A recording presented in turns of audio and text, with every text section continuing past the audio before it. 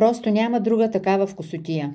Здравейте, приятели, и добре дошли в кухнята на кулинарните вдъхновения. Класическа българска баница с прас и сирене, лесна и винаги вкусна. Хрупкави кори, богат пълнеж и онзи неповторим домашен аромат, точно така, както трябва да бъде. И ето как да си я приготвим. В тиган наливаме около 80 мл олио. Щом се сгорещи, прибавяме предварително нарязаният прас. Котлона сме го поставили на средна степен. След нарязването на праза той заема по-голям обем. И отначало може би няма да се събере цялото количество в тигана. Така че изчакваме да поумекне и тогава прибавяме и останалото количество. Необходимите продукти отново ще оставя в описанието на видеото. По време на запържването празът се пуска доста течност, но докато омекне тя се изпарява. След задушаване празът се намаля обема почти наполовина.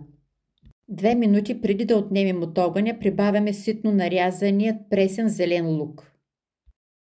Отнемаме от огъня и прехвърляме в друга купа. Оставяме леко да се охлади, понеже ако плънката ни е гореща, при оформянето на баницата корите омекват и лесно се разкъсват. Затова най-добре да му даде малко време, за да се охлади. През това време се натрушаваме сиренето на дребно. След като е поистинал задушеният прас, се счупваме 2 яйца и леко ги разбиваме, докато се причупи белтъка. Изсипваме и ситно нарязаният магданоз. Ако харесвате джоджен, може да прибавите и джоджен. Овкусяваме с сол и черен пипер, но със солта трябва да внимаваме, зависи колко ни е солено сиренето. Изсипваме разбитите яйца. Прибавяме и галета. Галетата помага да се поеме излишната течност от праза, за да не стане плънката водниста. И смесваме всичко добре. Намазваме тавата по дъното и стената с краве масло, което предварително сме си го разтопили за намазване на корите.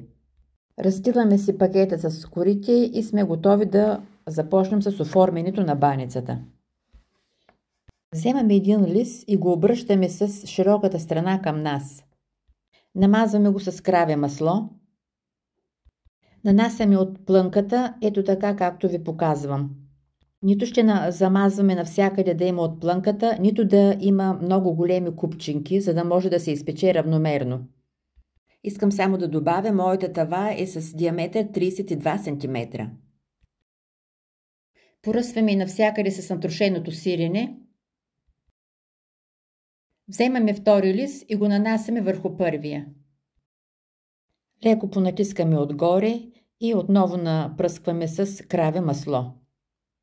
Набираме корите от двете страни, ето така както ви го показвам.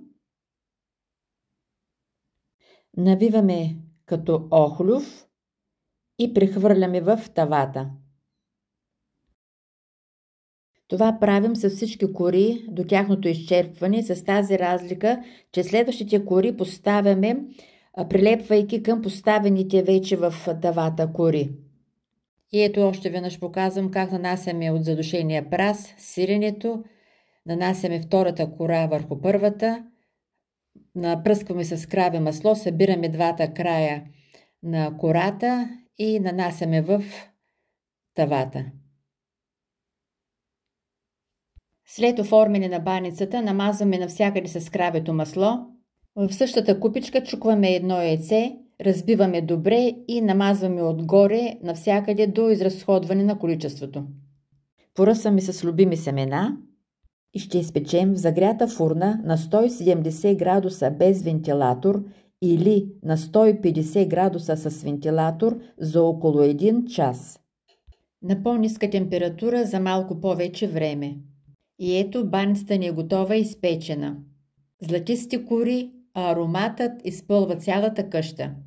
Оставяме я за минути да поистине и след това можем да й се насладим. Ако ви е харесала рецептата, харесайте видеото, абонирайте се за канала ми, за да готвим още вкусни изкушения. Благодаря ви и ще се видим в следващото видео.